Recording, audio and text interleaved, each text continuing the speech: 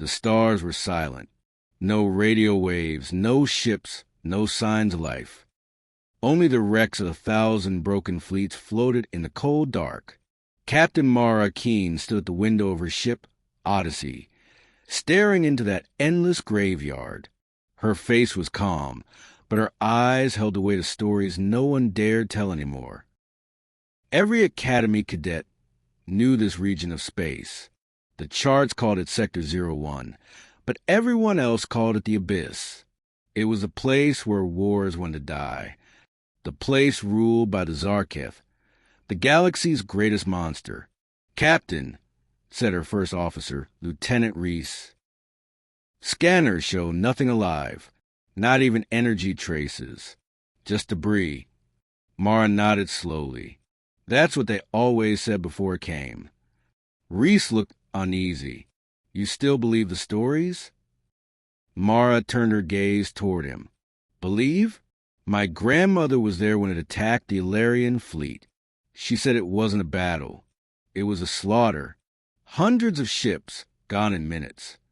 Reese frowned. "And now we're flying right into its nest." "Exactly," Mara said softly. "Because someone has to find out what really happened. Long ago, before Mara was born, the galaxy was always at war. Aliens fought over borders, minerals, and pride. Empires rose and fell. But when the Zarketh appeared, everything changed. No one knew where it came from. Some said it was born in the heart of a dying black hole. Others whispered that it was the last weapon of an ancient race, lost to time. The first time it appeared, entire fleets vanished. It didn't use lasers or missiles. It simply moved, and space itself tore apart. Ships shattered like glass, their crews screaming into the void. And then silence. Whole planets stopped fighting, afraid that their noise might draw it in. The Zarketh didn't just end battles. It ended wars. On the bridge of the Odyssey, the air was tense. The ship drifted to the remains of an old battlefield. Twisted metal, shattered hulls, and the burned bones of forgotten machines. Record everything. Mara ordered, even the silence. Her crew nodded, but no one spoke after that. The hum of the engines was the only sound. Mara looked at the old symbol painted on one of the wrecks, a crimson spiral with human letters around it. She read them aloud. "United Earth Expeditionary Fleet." Her voice shook slightly. "My grandmother served here." Reese lowered his head. "The one who saw it?" Mara nodded.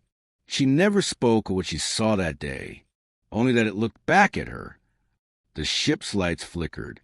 A deep pulse rippled through the sensors, like a heartbeat echoing through the void. "Captain, did you see that?" Reese whispered. Mara stared at the screen. The pulse came again, slow, heavy, and alive. "It's not just debris out there," she said. "Something's awake." Her hand hovered over the control panel. "All stop. Cut engines. No signals. I don't want it knowing we're here." The Odyssey drifted silently. Outside, the starlight dimmed, as if the universe itself was holding its breath. Then came the voice. Not a real voice, more like a vibration inside their skulls. A deep, ancient sound that spoke without words. Reese grabbed his head. What is that?" Mara's heart pounded. She could feel it too. The presence. Massive. Endless. Older than stars. She whispered, "Zarketh." The sound grew louder, stronger, filling every part of the ship. Consoles flickered. Lights died. For a moment, it felt like time itself slowed down. Then, just as suddenly, it stopped. Everything went dark. When power returned, the crew looked around in shock. Nothing was damaged, but outside, the battlefield was gone. The wrecks had vanished. The sensors showed open space, clear and empty. "Captain, where did everything go?" Mara didn't answer. Her eyes were fixed on the main screen. A shadow moved across the stars, enormous, silent, and slow. At first, It looked like a mountain drifting through space. Then it turned, revealing something like wings stretching miles across. Its body glowed faintly, like fire hidden beneath skin. The Zarketh, the monster that ended wars. Every tale said it was mindless, unstoppable. But as Mara watched, she saw something the stories never mentioned. The creature wasn't attacking. It was watching them. For a long moment, it just hovered there, its gaze locked on the tiny human ship. Then, in the silence of space, the same deep pulse came again, softer this time, almost gentle. "Captain," Reese whispered, "I think it's communicating." Mara's voice was calm, but her pulse raced. Record everything. This could be the first contact in 50 years. The Zarketh slowly drifted closer until it filled the entire screen. The crew froze, too afraid to breathe. Mara took a deep breath. "Open a channel." Reese stared at her like she was insane. "A channel? To that?" She nodded. "My grandmother always said monsters aren't born. They're made. Maybe this one's been alone too long." The ship's transmitter hummed to life. A faint signal echoed back. Then, in a voice that shook the stars, the creature spoke 3 simple words. "Humans still here?" Mara's hands trembled. "It knows us," she whispered. Outside the window, the monster blinked, and the light of 1,000 wrecked ships reflected in its eyes. The war had ended long ago, but something far more powerful was about to begin. The stars had never felt so close. Captain Mara Keene stood on the bridge of the Odyssey. Why? Her fingers gripping the cold metal railing. Her crew stared at the giant shadow floating in front of them, the Zarketh, alive and watching. The creature's body glowed faintly, like a dying sun covered in scars. Its wings, if you could call them that, stretched for miles. Each slow movement bent light and space around it. For a long time, no one spoke. Only the quiet hum of the ship filled the air. "Captain," Lieutenant Reese finally said, voice trembling. It said, "Humans still here. What does that mean?" Mara didn't answer right away. Her heart pounded. She felt the weight of history pressing down on her. The Zarketh wasn't just a monster. It was a living memory, a secret the galaxy had buried. "Get the comms back online," she ordered softly. "We need to know if anyone else heard that." Reese nodded and turned to his console, hand shaking. Mara's thoughts drifted to her grandmother, Dr. Alara Keene, the woman who led the first human contact with the Zarketh 50 years ago, the woman who vanished in this same region. And now, here Mara was in the same place, staring at the same creature. The Zarketh moved again, slow, graceful, ancient. It didn't attack. It didn't flee.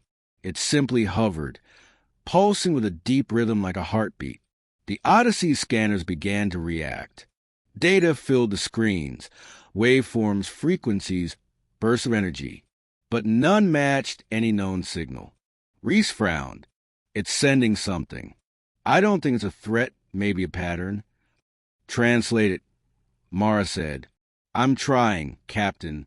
It's not in any known code." Mara watched the creature's glowing core flicker, bright, dim, bright again. It reminded her of Morse code, but deeper, slower, older. "What if," she said quietly, "it's not a signal? What if it's a song?" The crew exchanged uncertain glances. A song from the thing that destroyed armies? But the rhythm was clear now. Not random, not chaotic. It was deliberate. Mara felt something stir inside her chest.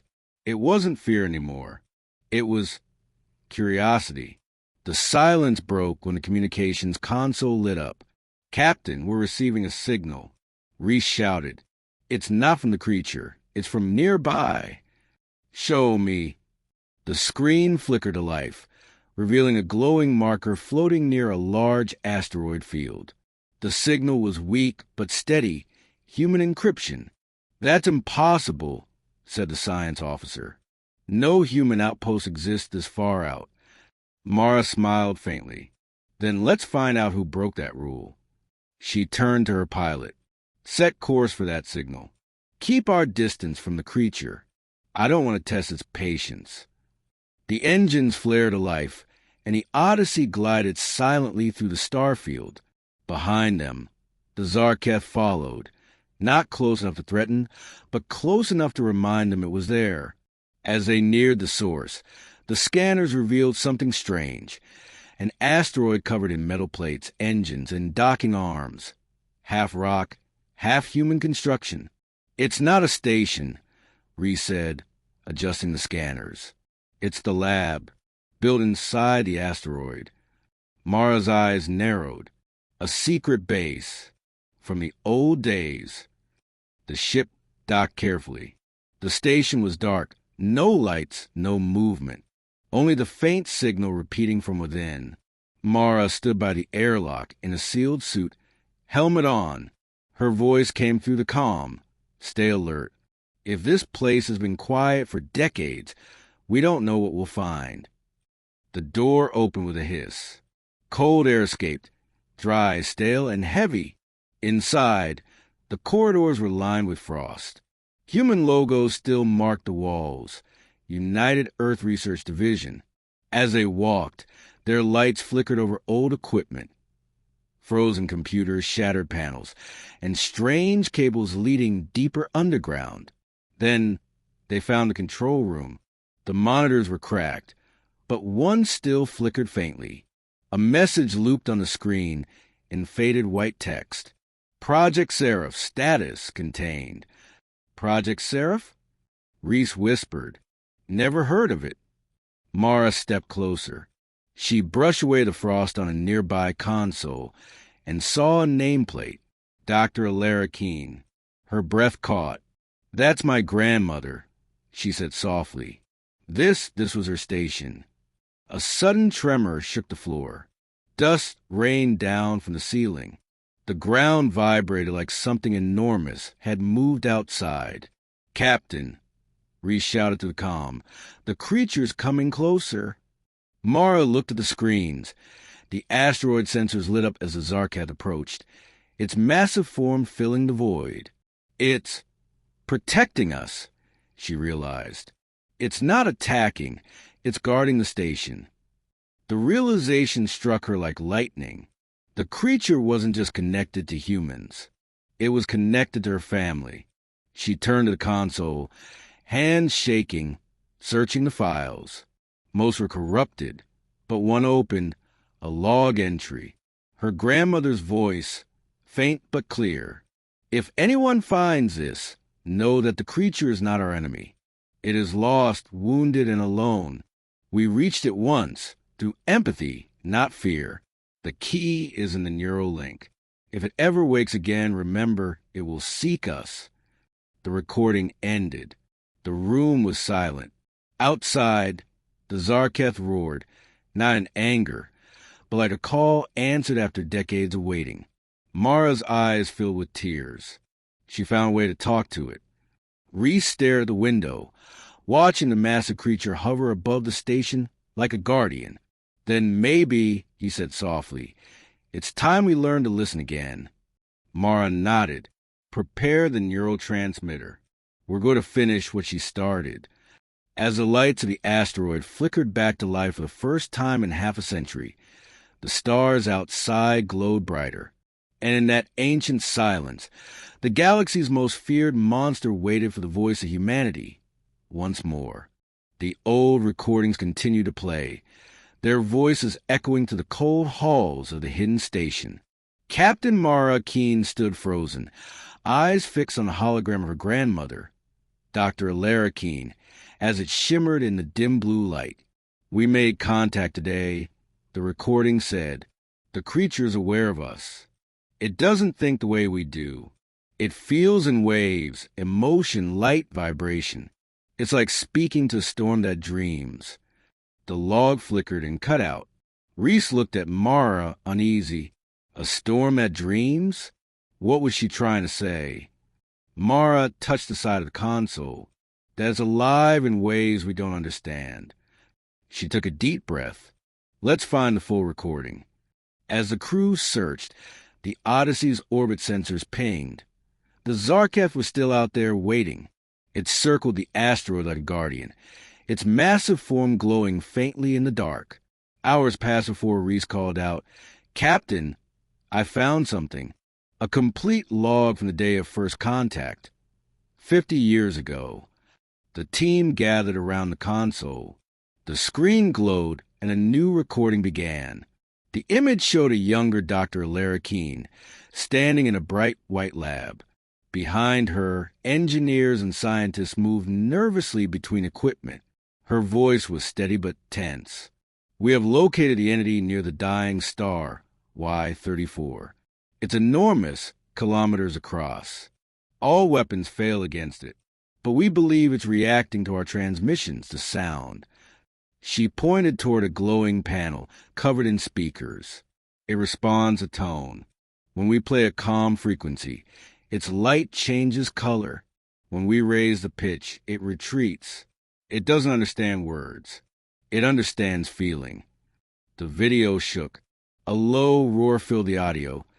Deep, endless, powerful. "It's close," one of the crew shouted. Ilara turned to camera, her eyes bright. "It's not attacking. It's listening." Then the recording froze. Mara exhaled. "That's it. That's how they reached it, through sound." Reese frowned. "So, the Zarketh wasn't fighting, it was trying to communicate?" Mara nodded slowly. "And when the war stopped, it stayed silent. Maybe because it had no one left to talk to." Her gaze turned toward the viewport, where the massive shape still drifted in space. Until now. The Odyssey's lights dimmed as power rerouted to the comm systems. Mara stood before the console, voice calm but firm. "Set up a low-frequency pulse. Match the tone from the log." "Are you sure?" Reese asked. "If we're wrong." "We won't fire weapons," Mara said. "We'll send music." The hum filled the ship, a soft, steady tone that rippled into space. Outside, the Zarketh's glow shifted slightly, pulsing in rhythm. The crew held their breath. Then the creature answered. A sound like thunder rolled through the hull, not violent, but heavy, ancient. The walls vibrated, lights flickered, and the crew felt it in their bones. Reese whispered, "It's responding." Mara smiled faintly. "Hello, old friend." For a moment, the ship floated in peace. Then, suddenly, alarms blared. The translator console lit up with new signals. Lines of code filled the screen, symbols forming patterns that looked almost like words. "It's sending data," the science officer shouted. The AI translator worked rapidly, breaking down each pulse into meaning. Slowly, the screen displayed a message, simple but haunting. "Pain. Alone. Why silence?" The crew stared. Reese swallowed hard.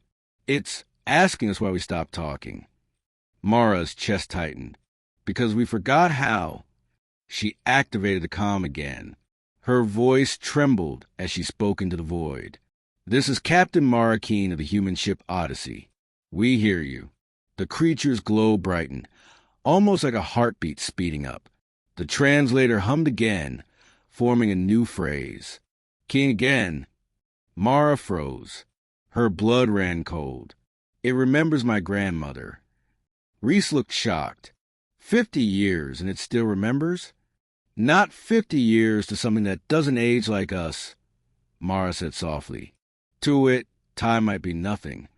Suddenly, the asteroid station's power surged. Consoles flared to life. Old lights blinked on for the first time in half a century. The hum of ancient machinery filled the halls. Reese stared at the readings. "The creature is powering the base remotely. How is that possible?" Mara looked around in awe. "It's trying to reconnect." Screens across the lab began displaying holograms, maps, symbols, neural diagrams. The translation AI struggled to interpret them. "It's showing us its mind," Reese whispered. This is what it thinks like." The images shifted. Flashes of stars collapsing, alien ships firing, explosions, fire, fear. And then humans. The creature remembered humans not as enemies, but as lights, tiny, warm, reaching hands. Mara's throat tightened. It trusted us once. The holograms changed again. A final image appeared, a neural pattern. Two linked lights, pulsing together. Reese leaned closer. "That's the link your grandmother talked about, the neural bridge." Mara understood instantly. She built a way for humans and the Zarketh to share thoughts. That's how they tamed it. But the pattern flickered, fading quickly. The creature's glow dimmed outside the window. "It's weakening," Reese said. "The link is incomplete." Mara's voice hardened with resolve. "Then we finish it." She turned to the crew. "Power up the neural interface. Match the signal to the pattern. Let's see if the galaxy's most feared monster still remembers what it means to be understood." The hum rose again, louder this time, deeper, echoing through every corridor. Outside, the Zarketh's eyes opened wide, burning like twin suns. It sent one last message through the translator. "Show me you."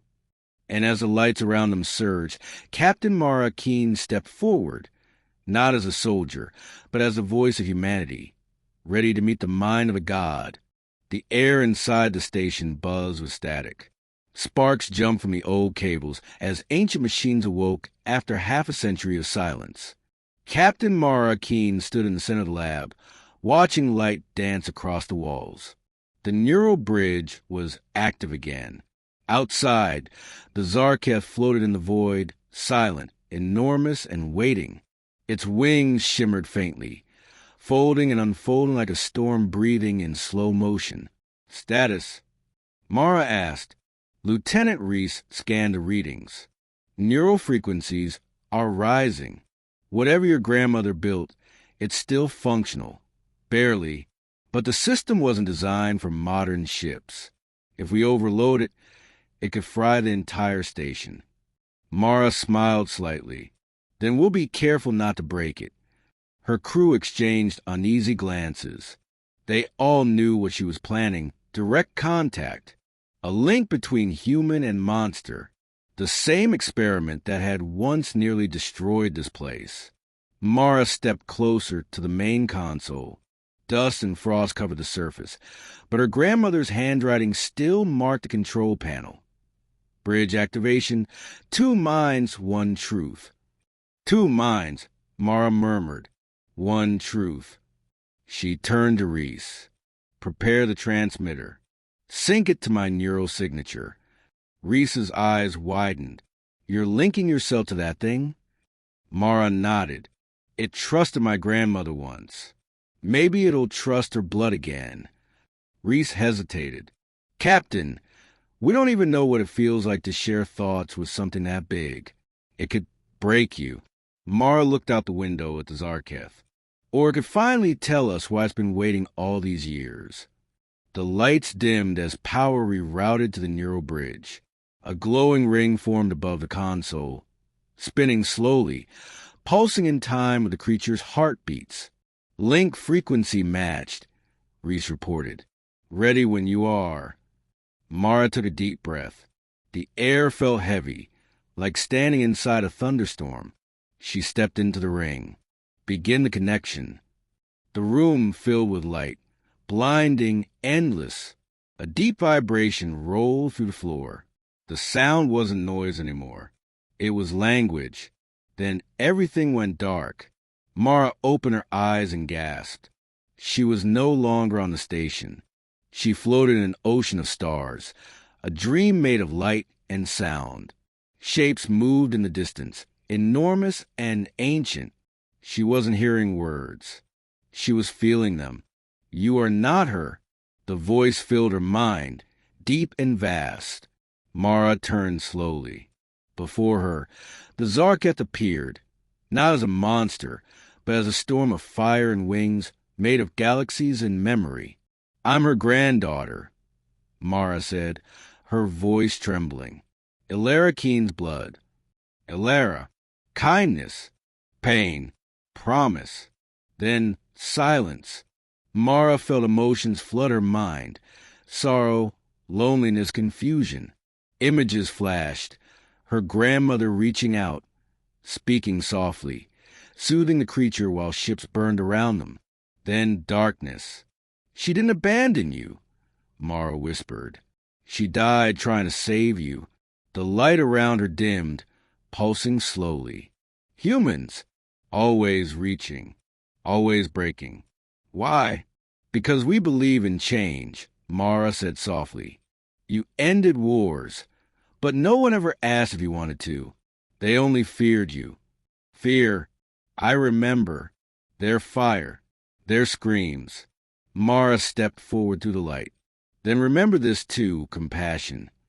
The storm shifted. A deep hum rolled through her body, not violent now, but sad, like a heartbeat aching for connection. Alone. So long. No voice. No light. Tears stung her eyes. "You don't have to be alone anymore." Back on the station, Reese watched in panic as Mara's vitals spiked. "She's fading fast. Heart rate's unstable." "Pull her out," shouted one of the engineers. Reese hesitated. If we cut the link now, it could kill both of them. The console sparked. The power core overloaded. Yet Mara's voice echoed faintly through the comms, calm, steady, and human. "Don't stop. I'm almost there."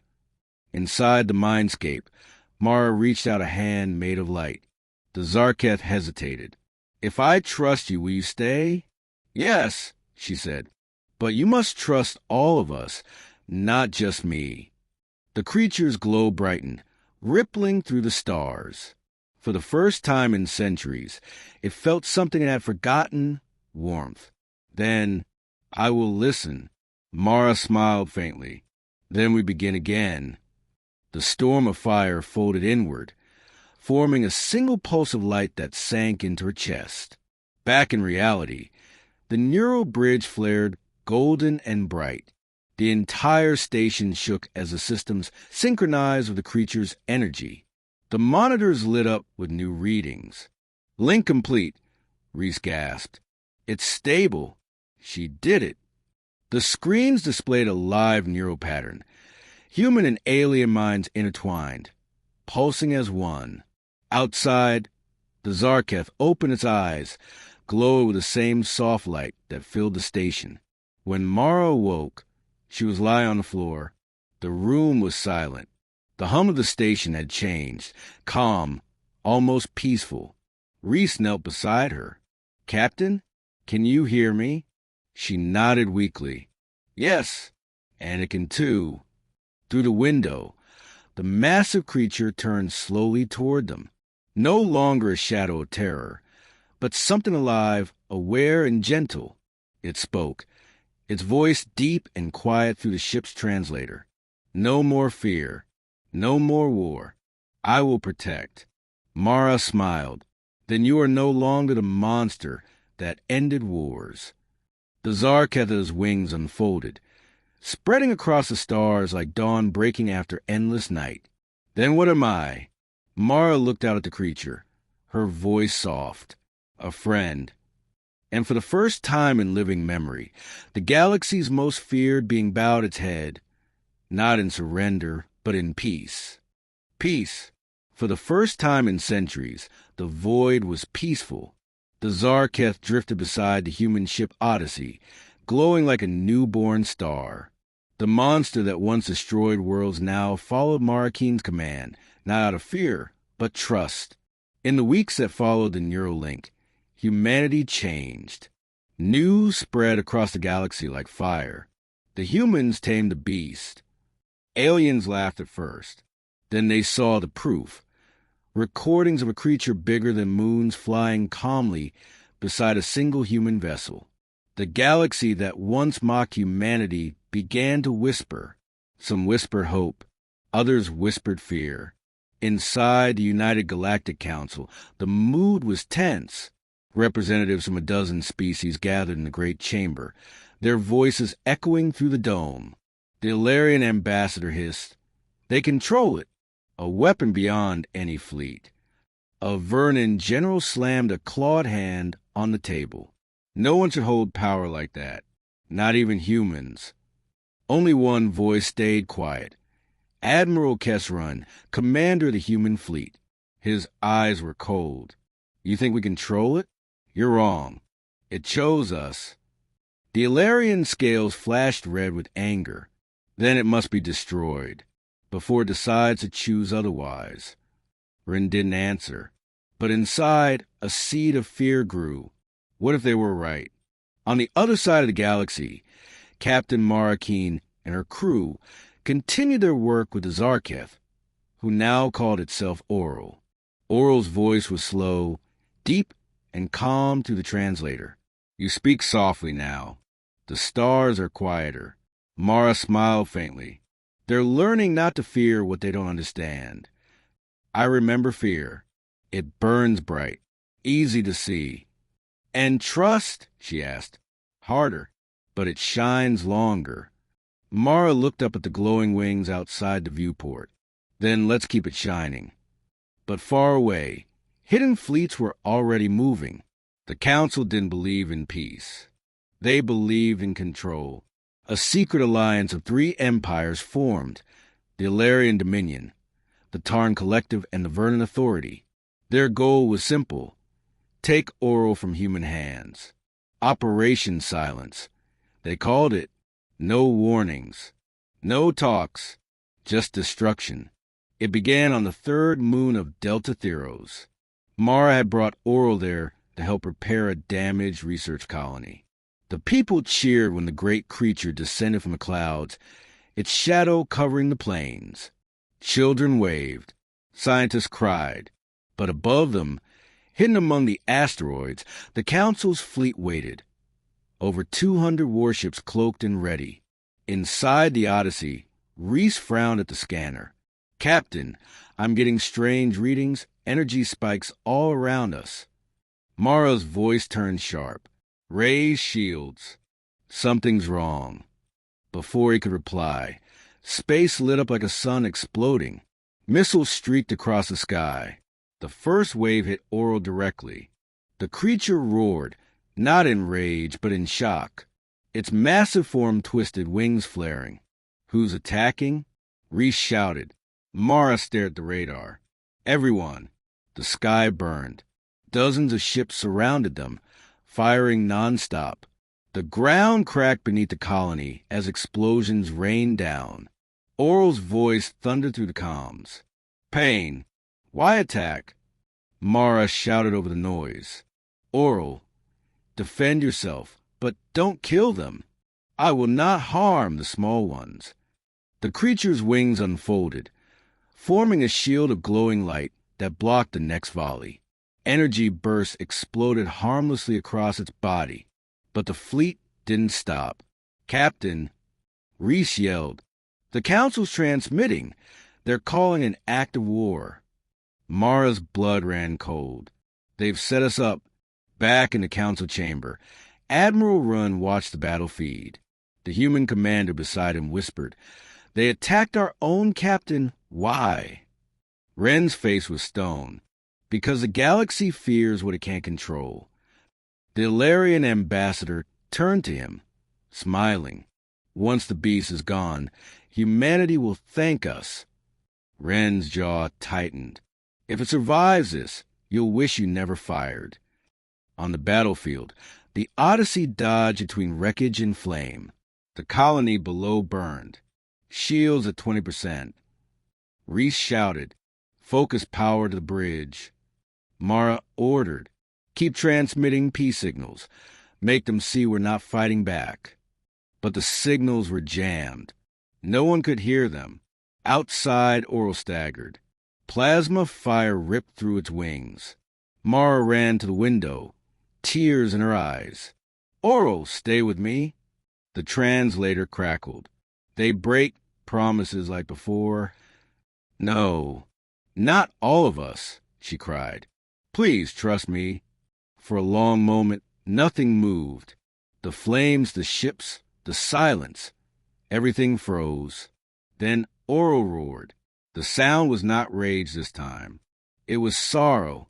Waves of blue light spread from its body, washing over the battlefield. Every weapon went silent. Engines shut down. Missiles froze midair. The fleet hung powerless in orbit. Inside the Odyssey, systems blinked off one by one until only the sound of breathing remained. Mara whispered, "What did you do?" "Stop the war," Oral said softly. "You asked me not to harm. I obey." Reese stared at the frozen sky. It disabled everything, every ship, every gun. Mara exhaled shakily. Then it saved us. Hours later, the Council fleets retreated. They called it a ceasefire, but Mara knew the truth. They were afraid. Again, as the Odyssey floated among the silent stars, Oral's voice echoed once more. "Trust burns slow, but I will keep it alive." Mara smiled sadly. "Then we'll do the same." She looked at the stars beyond the wreckage, the same stars her grandmother once saw, and whispered, "We tried to tame a monster, but maybe all along we were the ones who needed taming." Outside, Oral spread its wings and disappeared into the dark. Not fleeing, not fighting, but leaving behind a quiet message written in light. Peace is not weakness. It is strength without fear. And the galaxy would never forget the day the monster refused to strike back. The stars looked peaceful again, but peace was a fragile thing. It had been 6 months since the Battle of Delta Theros, the day the galaxy tried to destroy its own savior. The Zarketh, now known as Oral, drifted beyond the outer rim, healing in the silence between suns. The scars on its wings glowed faintly, reminders of betrayal, of pain, and of mercy. Captain Mara Keen watched it every day from the deck of the Odyssey. Her crew repaired what was left of their ship, but no one spoke of war. Not anymore. Lieutenant Reese stood beside her, arms folded. "You think it'll ever trust us again?" Mara's gaze stayed fixed on the shimmering form outside the window. "It already has. If Oral wanted revenge, there'd be no galaxy left." Reese sighed. "Then what happens now?" Mara smiled faintly. "Now we rebuild." The news of the event spread faster than light. Every civilization across the stars had seen the footage. An ancient monster stopping hundreds of fleets without taking a single life. The galaxy's opinion shifted overnight. Some still feared Oral. Others began to call it a miracle. And humanity? They became the species everyone wanted to talk to or control. For the first time in history, humans stood at the center of the galactic table. At the United Galactic Council, chaos reigned. Ambassadors shouted across the great chamber, their voices echoing through the dome of crystal light. "The humans command a god," one cried. "They risked their lives to save all of us," shouted another. At the center of it all stood Admiral Kesran, tall and calm, flanked by representatives of Earth. His voice cut through the noise. "Enough. You call it a god, but it's not. It's a being that chose peace over destruction, something we couldn't do for centuries." The Ilarian representative hissed, "And what happens when it changes its mind?" Rin looked around the chamber, then spoke the words that would echo through history. "Then we will remind it, as it reminded us, that strength without compassion is just another kind of fear." The chamber fell silent. For the first time, the council voted unanimously, a miracle in itself. The human Oral Accord was signed that same day. Weeks later, Mara stood before Oral in orbit above a golden planet. The stars reflected off its scales like molten silver. "You make new rules," Oral said, voice low and resonant. "Not rules," Mara replied. "Promises."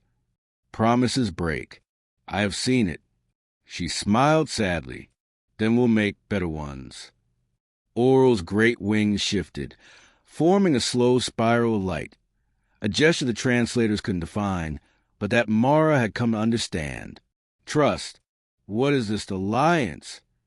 It means we work together, she said. Humans, aliens, and you will protect the weak, rebuild worlds, stop wars before they begin. Peacekeepers. Yes, she said. Peacekeepers. The creature's voice rumbled with something like amusement. Humans always give names to what they fear. Now you name peace. Mara grinned. Someone has to. Months turned into years. The alliance grew. Oral and humanity worked together to heal the scars of the galaxy. Entire planets once ravaged by war were reborn. Oral's massive form became a symbol of unity. Painted on banners, carved into monuments, whispered about by children who no longer feared the dark. In time, alien species who had once called humans reckless began sending ambassadors to Earth. Humanity, once the galaxy's youngest and most underestimated race, became something more, the bridge between fear and hope. On the anniversary of the Accord, Mara stood before the Galactic Council again. A hologram of Oral's form shimmered behind her, its wings folded gently. 50 worlds have joined the Peacekeeper Charter, she said proudly. We've stopped 7 border wars before they began. Trade, diplomacy, and education have replaced weapons in half the colonies that once fought for centuries. The chamber erupted in applause. Even the old Alarian delegate, once her loudest critic, rose to his feet. But amid the celebration, Mara felt something else. A quiet unease, because Oral hadn't spoken to her in months. That night, aboard the Odyssey, she sat alone by the viewport. The stars looked softer, but emptier somehow. Rhys approached quietly. Still nothing? Mara shook her head. Not since the last transmission. It said it needed to rest, to travel beyond the known rim. But it's been too long. Rhys hesitated. You think it's gone for good? Mara smiled faintly. Oral's not gone. It's watching. It always watches. As she spoke, the lights outside the ship flickered, faintly like distant lightning across space. She looked up and gasped. A familiar pattern of light formed across the sky, 3 glowing arcs that curved like wings. Rhys whispered, Is that? Mara nodded. Oral. A voice filled the ship, deep and soft, echoing through every speaker. You kept the promise. Mara stood, heart racing. You came back. I see peace. I see laughter. The stars are quieter now. Her eyes filled with tears. You helped us find that peace. No, Mara Keen. Humanity found it. I only remembered it. The light dimmed slowly, but before fading, Oral spoke once more. Keep the light burning, even when I sleep. The message ended, and the stars fell silent once again. Years later, statues of Oral and Mara stood side by side in halls of the Galactic Museum. Beneath them, an inscription read, They tamed the monster, and in doing so, they tamed the darkness within us all. Children from across the stars visited those halls and asked, Was it real? And the elders would smile and say, Yes, the monster was real, but so was the kindness that saved it. But far beyond the rim, in the quiet between galaxies, a faint light moved, slow, patient, eternal. Oral was still out there, guarding the peace it had once feared to believe in. And those centuries would pass. The galaxy would never forget the alliance that began with one brave human and the monster that learned to love. Centuries passed. Empires rose and fell. Stars were born and died. But the legend of Oral, the once feared monster, never faded. In every school, children learned how humans, the smallest, most fragile species, had turned terror into trust. Statues stood on 100 worlds, showing the moment that changed everything. a human captain standing before a creature made of light. They call it the day the galaxy learned to listen. Captain Marakeen was long gone, her name carved into foundations of peace. But her bloodline endured.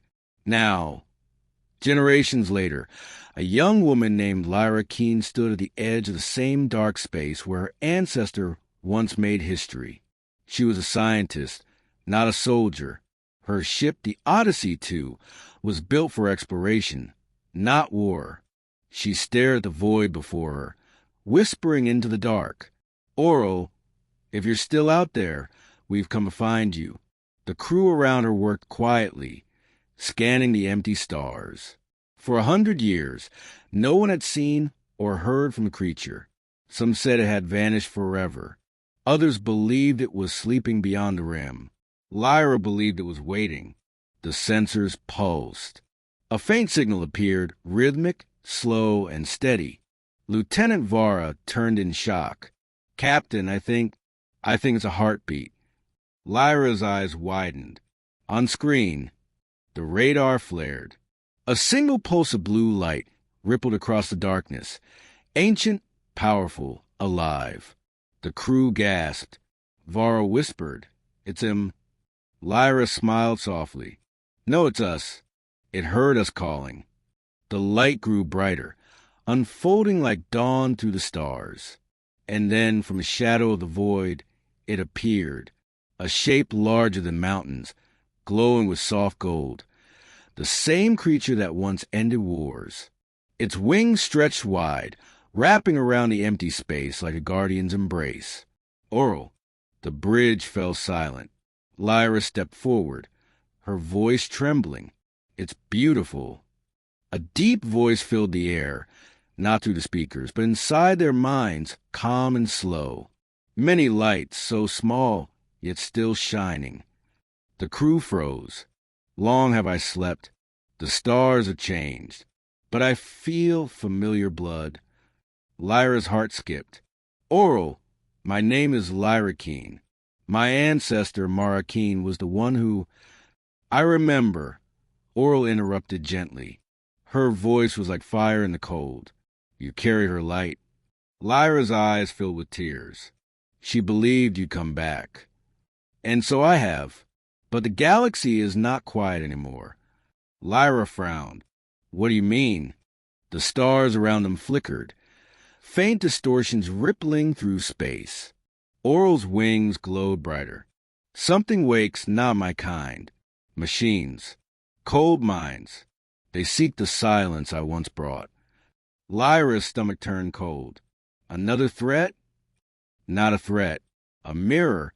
The same mistake, born again, creation without compassion." The ship's AI confirmed it. Unknown energy signals approaching from deep space. Self-replicating constructs. Massive. Countless. Reese's descendant, Commander Theo Reese, turned from the console. "Captain, they're spreading across sectors. No communication. No life signs." Lyra's voice was steady. "Then we stand together, just like she did." Oral's massive form shifted, wings glowing brighter. "You are not warriors." "No," Lyra said, smiling faintly. "But neither were you." The creature paused. Then, with a deep hum that shook the stars, it said, "Then let us teach again." For weeks, Oral and the human fleet worked together. The ancient neural frequencies, the same language Lyra Keen had once discovered, were reborn. Instead of attacking the machines, Oral broadcast waves of light and emotion, sound that wasn't sound, words that weren't words, empathy, memory, connection, and somehow the machines began to respond. One by one, their signals changed. The chaos slowed. Their movements softened. It was like watching a storm remember what it meant to be calm. Lyra whispered, "He's taming them." Theo smiled. "No, he's teaching them to feel." On the final day of contact, the fleet gathered near a dying sun. The machines hovered silently before Oral, millions of them, glowing faintly blue. Lyra stood on the bridge, eyes wide. They've stopped completely. Oral's voice rumbled softly. They have found stillness. But stillness is not peace. It is only the beginning. Lyra nodded. Then what comes next? The great being turned toward her ship. You, child of Keen. Humanity carries what others forget, the will to see monsters as more than monsters. Lyra's chest tightened. You were never a monster. Then neither are they. Oral's body began to shine, brighter than the sun, brighter than anything. The machines followed, joining in the light. I will guide them, but I cannot return. Lyra's voice broke. You're leaving again? Not leaving, becoming. The creature's form began to dissolve into streams of light, scattering across space. Tell your kind, peace is not tamed. It is taught every day. Remember this, and I will never be gone. And then the light vanished. Silence. The machines powered down, drifting gently toward a nearby star. The threat was over, but so was something greater. Lyra stood in the quiet bridge, her heart aching. Goodbye, Oral. Theo placed a hand on her shoulder. He's not gone. Look. Outside the window, the dying sun pulsed once, twice, then flared into new life. Its light formed the faint shape of wings. Years later, people would look up at that star and call it the Guardian's Flame. And whenever someone asked what made humanity special, the answer would be simple. They tamed a monster, and in doing so, taught the stars how to love. The galaxy moved on, but in the soft hum of space, if one listened closely enough, a deep, distant voice could still be heard. Gentle as a heartbeat, eternal as light. Humans still here,